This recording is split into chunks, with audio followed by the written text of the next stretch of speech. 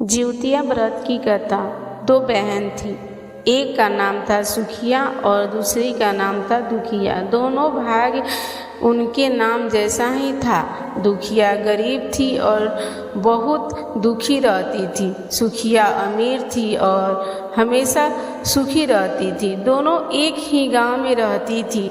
दुखिया सुखिया के घर में काम करती थी, साफ सफाई करती थी, खाना बनाती थी और जो खाना बच जाता था वह खाना सुखिया दुखिया को दे देती थी। इसी तरह दुखिया का घर चल रहा था। समय बीता गया, दोनों को बच्चे थे। सुखिया को 2 पुत्र थे और दुखिया को भी 2 पुत्र थे।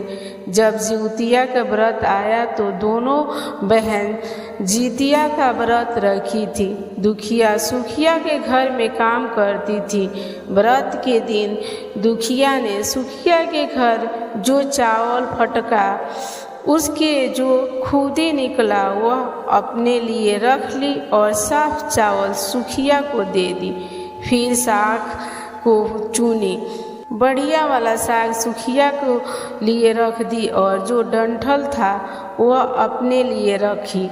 अब दुखिया ने सुखिया के घर सारा खाना बना लिया और अपने घर चावल की खूदी और साग की डंठल लेकर आ गई बनाने के लिए। खूदी का चावल और साग की डंठल बनाकर वह खाना अपने बच्चों को खिलाई और खुद भी खाई। इसके बाद दुखिया सोने चली गई। आधी रात में एक बूढ़ी औरत उसके घर पर आकर दरवाज़ा खटखटा रही थी। तो दुखिया पूछती है, कौन है? तभी बूढ़ी बोलती है, बेटा मैं हूँ। दुखिया ने उठकर फाटक खोला और पूछती है, आमा आपको क्या चाहिए? इतनी रात में आप यहाँ किस लिए आई हैं? बुढ़िया बोलती है, बेटा मुझे बहुत ज़ोर से भूख लगी है, कुछ खाने को दे दो। दुखिया उसे घर के अंदर ले आती है और कहती है, हम लोग बहुत गरीब हैं, आज मैंने खुदी का चावल और साग की डंठल बनाया है, क्या आप खाओगी? तो बूढ़ी कहती है, हाँ क्यों नहीं खाऊंगी, हमें बहुत भूख लगी है, हम वही खा लेंगे। दुखिया अंदर जाके खुदी के चावल और साग की डंठल लाती है और बूढ़ी को देती है खाने के लिए। बूढ़ी खाना खाने के बाद कहती है कि मुझे अच्छे से कुछ दिखाई नहीं देता, इतनी रात के अंधेरे में मैं अपने घर कैसे जाऊंगी? तो दुखिया कहती है, कोई बात नहीं, आप यहीं पर सो जाइए, सुबह अपने घर चले जाना। तो बूढ़ी दुखिया के घर में ही सो जाती है। फिर थोड़ी देर बाद उठकर बूढ़ी बोलती है, बेटा मुझे पैखाना लगी है, कहाँ करूँ? तो दुखिया कहती है, मेरे घर में बाथरूम नहीं है, इसीलिए आप उधर कोने में कर लीजिए। बुढ़िया पूछती है कि बेटा भर करे या छर करे? दुखिया नींद में थी तो वह कहती है, माताजी भर कर दो, मैं सुबह साफ कर दूंगी। फिर थोड़ी देर बाद बूढ़ी पूछती है कि बेटा मैं अपने हाथ कहाँ साफ करूँ? तो दुखिया कहती है, आप मेरे सर में अपने हाथ को साफ कर लीजिए। जब सुबह होती है तो दुखिया को यह सब सपने के जैसा लगता है कि सोते समय मुझे कोई सपना आया होगा। वह ज़्यादा कुछ नहीं सोचती और नदी में नहाने के लिए चली जाती है। जब वह नदी में नहाती है और अपने बाल को धोती है तो उसके बालों से होते हुए जो पानी बाहर निकल रहे थे वह सोने का पानी होता था। आसपास की सभी महिलाएं यह देखकर चकित हो जाती है और कहती है कि तुम्हारे बाल से तो सोने का पानी गिर रहा है, क्या बात है? फिर उसे रात की सारी बात याद आती है। वह दौड़कर अपने घर की ओर भागती है, यह सोचकर कि उसका घर दुर्गंध से तो गंदा हुआ होगा, उसको साफ करना होगा।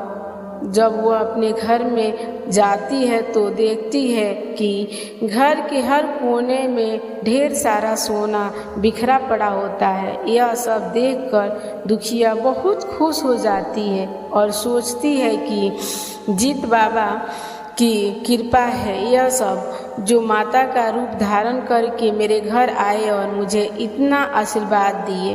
अब दुखिया अमीर हो जाती है और सुखिया के घर जाकर काम करना बंद कर देती है। दुखिया जब अपना व्रत पूरा करती है तो अपने पुत्र से कहती है कि जाओ मासी के घर से तराजू लेकर आओ, यह नापने के लिए यह सोना कितना है। बच्चा बहुत खुशी से सुखिया मासी के घर जाता है और तराजू मांगता है। तो सुखिया पूछती है कि तराजू पर क्या नापना है। तो बच्चा बोलता है मेरे घर में बहुत ढेर सारा सोना है, उसी को मम्मी नापेगी। सुखिया कहती है खाने के लिए तुम्हारे पास कुछ भी नहीं है और सोना नापोगे, मुझे झूठ कहते हो। तो बच्चा कहता है नहीं, मैं झूठ नहीं बोल रहा हूँ। सुखिया सोचती है जब तराजू मांगा है तो कुछ न कुछ तो जरूर नापना होगा, इसीलिए वह तराजू को पीछे गंध लगा देती है कि जो भी नापागा वह थोड़ा सा उसमें चिपक जाएगा। दुखिया जब तराजू पर सोना नापती है तो कुछ सोना का टुकड़ा उस बूंद में चिपक जाता है। जब बच्चा तराजू लौटाने आता है तो सुखिया उसको उलट पुलट कर देखती है तो उसे तराजू में सोना लगा हुआ मिलता है। सुखिया सोचती है उसके घर में ज़रूर कहीं से सोना आया होगा, इसीलिए वह कई दिनों से काम पर भी नहीं आ रही है। सुखिया उसके घर जाकर देखने के लिए यह सोना कहाँ से आया है। जब सुखिया दुखिया के पास जाकर पूछती है कि तुम्हारे पास कहाँ से इतना सोना आया, तुम तराजू मांगी नापने के लिए। तो दुखिया उस रात की सारी कहानी अपनी बहन सुखिया को बताती है। दुखिया का मन एकदम सच्चा था, इसीलिए वह सब कुछ बता दी।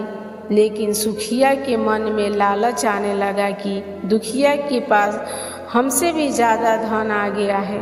अब अगले जिउतिया मैं भी खुदी का चावल और साग की डंठल बनाऊंगी। फिर अगले साल जिउतिया का व्रत दोनों बहनें रखा। सुखिया के पास हर तरह का सुख था और धन भी था, फिर भी वह जितिया के दिन चावल फटक कर साफ चावल फेंक दी थी और खुद ही अपने पास रख ली। साग को तोड़कर पत्ती फेंक दी और डंठल अपने पास रख ली और वही बनाई। खा पी कर पूजा पाठ करके सोने चली गई। फिर आधी रात में उसके घर में भी बूढ़ी आई और दरवाज़ा खटखटाती है। सुखिया उसका इंतज़ार कर रही थी।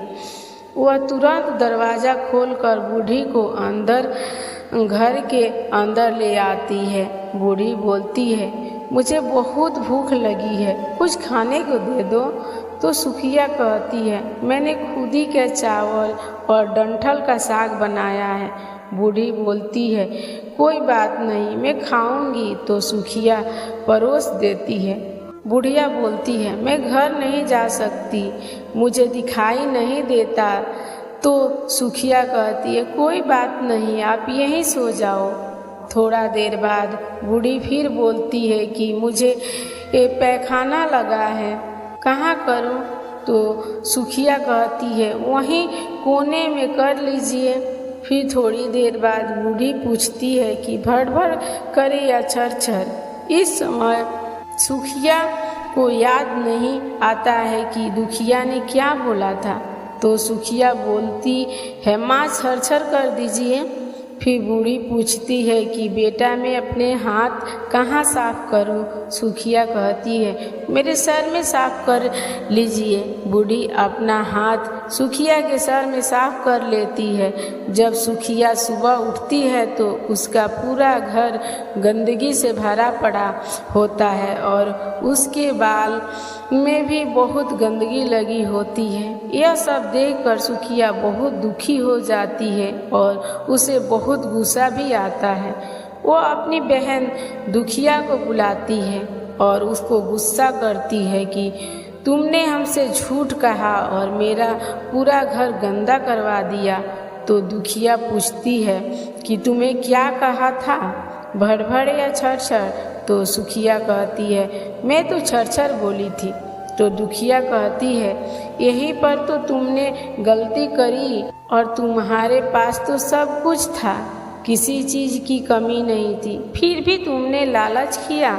मेरे पास तो कुछ भी नहीं था, तुम्हारे पास तो सब कुछ था। तुम्हारे घर जीवित बाबा भेष बदल कर आए, लेकिन फिर भी तुमने उन्हें अच्छा खाना नहीं परोसा। मेरे पास तो कुछ भी नहीं था, इसीलिए मैंने उन्हें खुद ही के चावल और साग का डंठल परोसा था।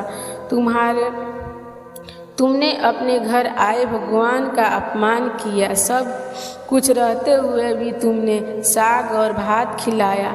तुम्हारे पास सब कुछ होते हुए भी तुम्हें लालच नहीं करना चाहिए,